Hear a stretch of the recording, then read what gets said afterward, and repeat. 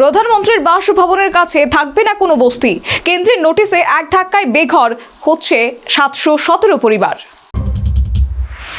দেশের প্রধানমন্ত্রীর বাসভবনের ঢিলছোড়া দূরত্বে থাকা 3টি বস্তি উচ্ছেদের পথে হাঁটল কেন্দ্র। 717টি পরিবারকে আগামী 6 মার্চের মধ্যে ঘর ছাড়ার নির্দেশ কেন্দ্রীয় সরকারের। বৃহস্পতিবার এই নোটিশ পাঠানো হয়েছে তাদের। নির্দিষ্ট সময়ের মধ্যে জায়গা খালি না করলে কড়া আইনি ব্যবস্থা নেওয়ার হুঁশিয়ারি দেওয়া হয়েছে। তবে সরকারের পক্ষ থেকে এই পরিবারগুলির জন্য পুনর্বাসনের ব্যবস্থা করা হয়েছে। সরকারি জমিতে থাকা এই বস্তিগুলি খালি করার জন্য নোটিশ জারি করেছে কেন্দ্রীয় আবাসন ও নগর উন্নয়ন মন্ত্রকের অধীনস্থ ল্যান্ড অ্যান্ড ডেভেলপমেন্ট অফিস।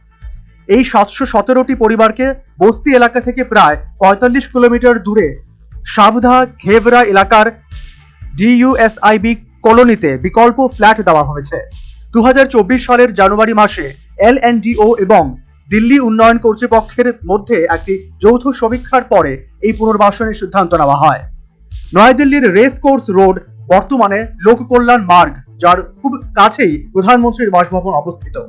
এখানকার ভাই রাম ক্যাম্প, মসজিদ ক্যাম্প এবং ডিআইডি ক্যাম্প নামের 3টি বস্তিতে এই নোটিশ দেওয়া হয়েছে। প্রথমে এই বস্তি উচ্ছেদকে কেন্দ্র করে টানাপোড়েন শুরু হয় জলগড়ায় আদালত পর্যন্ত।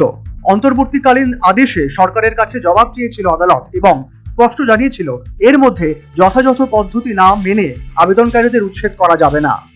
চলতি বছরের 13ই জানুয়ারি কেন্দ্র আদালতের কাছে আরো 4 সপ্তাহ সময় চায়।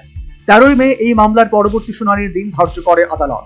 ততদিন পর্যন্ত আদালতের আগের আদেশ বহাল থাকার কথা থাকলেও তার আগেই কেন্দ্র এই নতুন নোটিশ পাঠালো। এর আগে 2025 সালের 29শে অক্টোবরই এই 3টি বস্তির বাসিন্দাদের উচ্ছেদের নোটিশ দেওয়া হয়েছিল। তবে তারা সেই সময় বস্তিবাসীরা দিল্লি হাইকোর্টে দ্বারস্থ হয়েছিলেন। National bureau report, news vanguard.